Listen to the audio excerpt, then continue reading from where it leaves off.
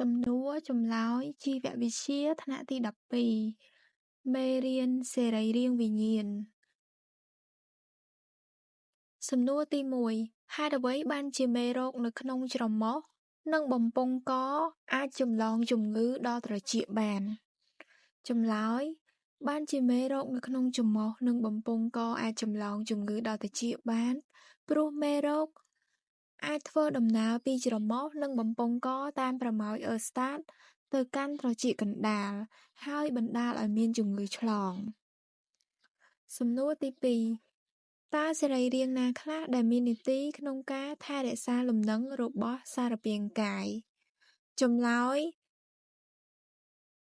ដើម្បីរក្សាលំនឹងរបស់សារពាង្គកាយគឺត្រចៀកផ្នែកខាងក្នុងនិងខួរតូចសហការគ្នាសំណួរទី3តើប្អូនអាចដឹងរសជាតិបានដោយសារអ្វីយើងអាចដឹងរសជាតិបានដោយសារអណ្ដាតតើរសជាតិជាអ្វីរសជាតិគឺជាសារធាតុគីមីនៅក្នុងអាហារបន្លែផ្លែឈើនិងភេសជ្ជៈសំណួរទី4តើអណ្ដាតមានលក្ខណៈដូចម្តេចដែរអណ្ដាតមានលក្ខណៈដូចជាបន្ទះដែលមានអញ្ចាញនៅពាសពេញផ្ទៃអណ្ដាត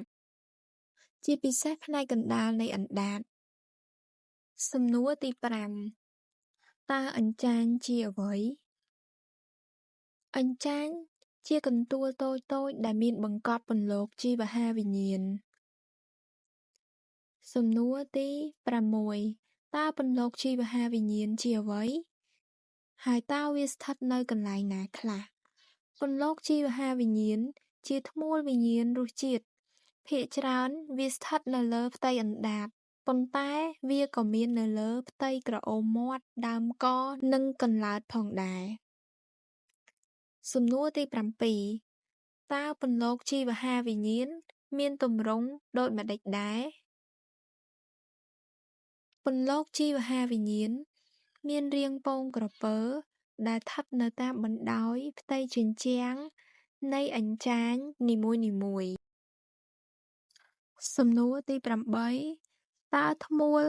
កាយវិញ្ញាណទាំងនេះស្ថិតនៅត្រង់កន្លែងណានៃស្រទាប់ដែមធ្មួលវិញ្ញាណឈឺចាប់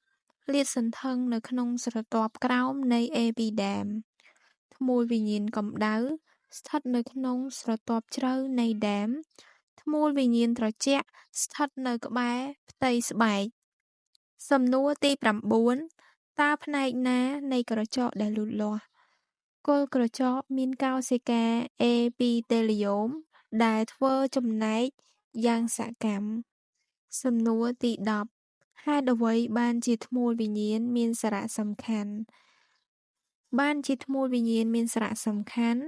ពីព្រោះវាធ្វើឲ្យសារពាង្គកាយមានដំណប់ដើម្បីការពារខ្លួនឬថែរក្សាថេរលំនឹង